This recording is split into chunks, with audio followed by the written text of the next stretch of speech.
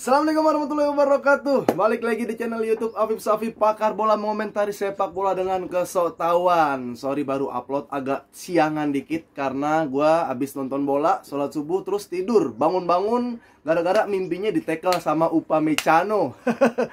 Bangun-bangun gara-gara dengar suara Ansu Fati kebanting sama Upamecano. Nah, dan hari ini semoga lu semua dalam keadaan sehat. Gua selalu mau mengucapkan terima kasih buat kalian yang udah like, komen, dan subscribe channel YouTube gua, yang udah terus nonton video-video gua. Hari ini gua bakal review match antara Bayern Munchen yang akhirnya menggerogoti Barcelona dengan skor 2-0 di Allianz Arena. Nah, ini pertandingan seru menurut gua, dan buat fans Barcelona, lu kecewa boleh, cuma jangan terlalu berlebihan lah, karena proses dan progres Barcelona ini kelihatan banget. Cuma gue bilang Barcelona itu lagi apes aja dan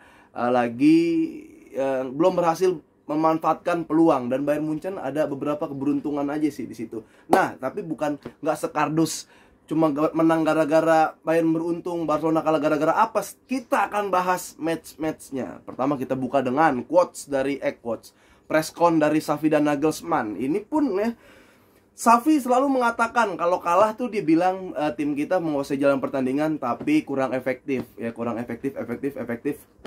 Nah, kalau misalkan lawannya bukan Bayern, gue nggak bakal memaafkan Xavi karena bilang nggak efektif. Sebenarnya lu bisa tembus, tapi karena lawannya Bayern dan melihat ada beberapa peluang yang terjadi yang belum bisa dikonversikan menjadi gol, ya kali ini gue masih bisa memaafkan karena betul ada sekitar 4 peluang yang harusnya itu probabilitas tingkat golnya tuh gede banget. Lewa sama si Pedri 2 kali. Nah, tapi itu belum berhasil dijadikan peluang. Jadi Barcelona cuma menguasai bola dan bermain bagus aja seperti biasa. Bahkan Nagelsmann pun bilang di babak pertama kita tuh mati kutu, kita nggak bisa berbuat banyak. Tapi setelah setelah babak kedua kita masukin Goretzka, satu pemain yang diganti, membawa dampak cukup bagus di lini tengah, membuat lini tengah Barcelona nggak nyaman. Akhirnya Munchen dalam 5 menit menciptakan 2 gol. Nah, itu gol-gol cepat. Pertama dari set piece Kimmich ke Hernandez, satu lagi counter dari dari Musiala ke Sané, dan Sané akhirnya mencetak gol. Itu adalah gol-gol yang sering terjadi buat Barcelona ya, ketika musuh udah bingung, akhirnya set piece dan counter solusinya. Tapi selepas dari itu, gue mau ngasih tahu kalau misalkan Munchen tuh sebenarnya ngajarin ke Barcelona kalau nyerang penting, bertahan juga penting. Karena Munchen ketika nyerang, wow itu sprinter semua tuh kan, minimal lari di Ubernya naik Maxim, kalau nggak naik Grab gitu kan, kencang juga. Itu juga masih kalah sih sama Sané, Mane gitu, tapi berhasil diredam sebelah kanan. Mane susah nembus Konde, sebelah kanan pun susah nembus Davis. Tapi Davis ini menurut gue pemain yang paling kenceng kayak sekarang untuk saat ini. Larinya kenceng dengan fisik paling kuat. Nah, kita sekarang bahas video gue sebelumnya, sebelum bahas lebih dalam. Gue mengatakan di video sebelumnya, Lewandowski ini insting golnya luar biasa. Positif banget orangnya, positif vibes banget. Pokoknya dia meningkatkan mental pemain, dia bisa jadi leader di lini depan. Tapi masalahnya nanti kalau Lewandowski lagi kekurung, kalau Lewandowski lagi nggak bisa mencetak gol, pemain-pemain lain itu harus punya insting juga untuk mencetak gol. Dembele, Rafinha, Pedri, gelandang-gelandang nih terutama nih. Dembele sama Rafinha punya lah ya, kalau punya peluang yang bagus, dia mungkin bisa gitu di shoot kencang, digebok. Tapi kayak Pedri, Gavi itu harus mulai lagi dilatih untuk finishing, biar dia punya insting gol. Karena bener kan apa yang terjadi, Upamecano sama Theo nih ganti-gantian ngurung Lewa gitu kan. Walaupun akhirnya Lewa juga dapat peluang, oke, tapi sayangnya belum bisa dimanfaatkan lagi jadi gol.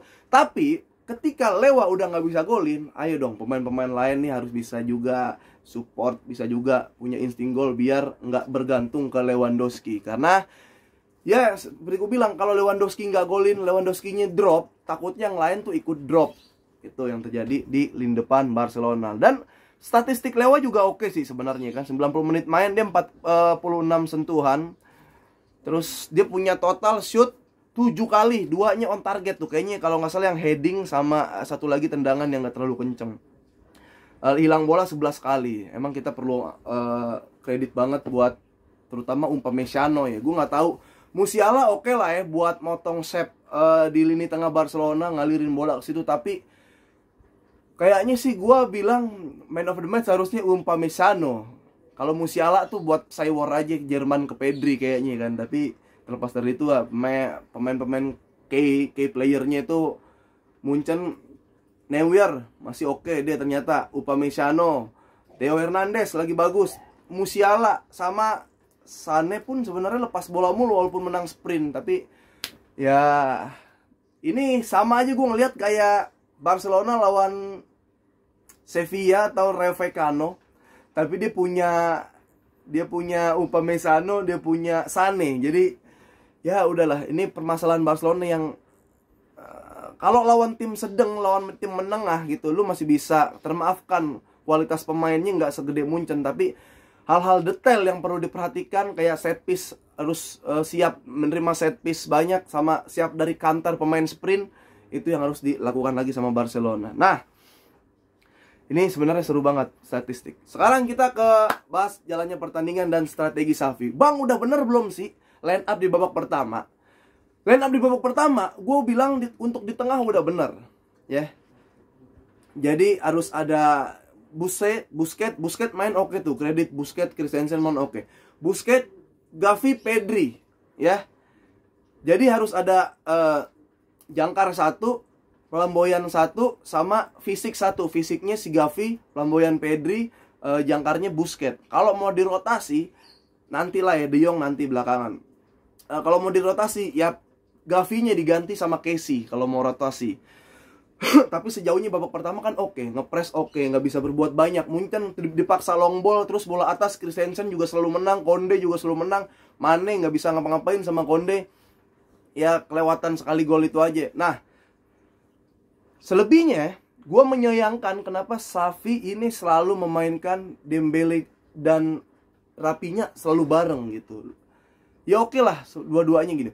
Tapi kenapa nggak coba sih Depay dulu? Mungkin emang Depay ya udahlah, main aneh ya, Ferran main aneh gitu. Minimal antara Dembele dan Rapinya itu nanti bisa jadi kartu as buat pergantian di babak kedua ketika udah buntu. Nah, ibaratnya gini, kalau lu udah mainin Dembele sama Rapinya, itu kan udah yang paling jago menurut gue lah ya. Minimal menurut gue mereka berdua udah sayap-sayap yang paling jago. Kalau Rapinya diganti sama si siapa? Ferran, Dembele diganti sama Ansu, istilahnya yang jago aja ini nggak tembus gitu ke Munchen. Apalagi yang di level ke lapis kedua, lapis ketiga ya, menurut gue Ansu masih jauh, Ferran masih jauh. Kalau mau jangan selalu maksain Dembele sama Rapinya main bareng. Kalau bisa ya Dembele Ferran, Dembele Depay, Rapinya Depay, Dembele babak kedua gitu kan. Karena sebelah kiri itu udah susah ditembus banget si Alphonso Davies. Ngeri itu, back favorit gue juga lah itu. Nah, masalahnya gitu. Karena setelah gol cepat ya, bedanya 5 menit. Menit berapa ya? 60 apa ya? 60 sama 65 atau menit berapa ya? Setelah gol kayak gitu, Barcelona kan menguasai lagi jalannya pertandingan. Benar, menit 50 sama menit 54 itu bener-bener kayak Spurs sama Atletico Madrid. Jadi digas di menit pertama. Setelah gol tercipta, Barcelona nguasain lagi. Menit 60 ke atas udah nguasain lagi. Masalahnya adalah ketika menguasai, De Jong masuk, Casey masuk. Oke lah, di lini tengah kita menang lagi. Tapi untuk sayap-sayap yang biasanya tembus nih dari situ, hilang lagi, udah nggak punya lagi Dembele sama Rapinya. Jadi gue bisa ngelihat miss-nya Xavi di situ. Dia selalu memainkan bareng Dembele dan Rapinya. Sehingga ketika dia yang paling jago udah buntu, lu masuk Ansu sama masuk Ferran buat apa? Kayak lu habis megang pedang yang tajam, ya. Terus buat nyerang orang, lu ngasih pisau dapur, pedangnya diambil, pisau dapur, pisau kue ulang tahun, tau gak lu, yang nggak tajam dikasih, ya nggak takut musuh makin nyaman di lini belakang. Itu sih yang harus diperhatikan lagi sama Xavi. Sama pemain lain juga harus punya insting gol ya. Nggak punya insting gol bagus nggak apa-apa, yang penting dilatih finishingnya aja lah, sehingga kalau satu-satu lawan kiper atau ada bola yang probabilitasnya gede bisa dimanfaatkan. Karena Liga Champions nih bener-bener hal-hal detail itu diperhatikan. Itu yang gue tangkap dari pertandingan Barcelona lawan Munchen. Selebihnya gue sangat terhibur, nonton deg-degannya dapat, serunya dapat. Ya kita lihat si Musiala ketemu Pedri, Alfonso ketemu si Dembele, Konde main lawan Mane, lawan pemain sprinter, tapi masih bisa ngeredam. Kredit buat gua pemain Barcelona, Christensen. Sebenarnya Christensen ini kayak pasnya banget.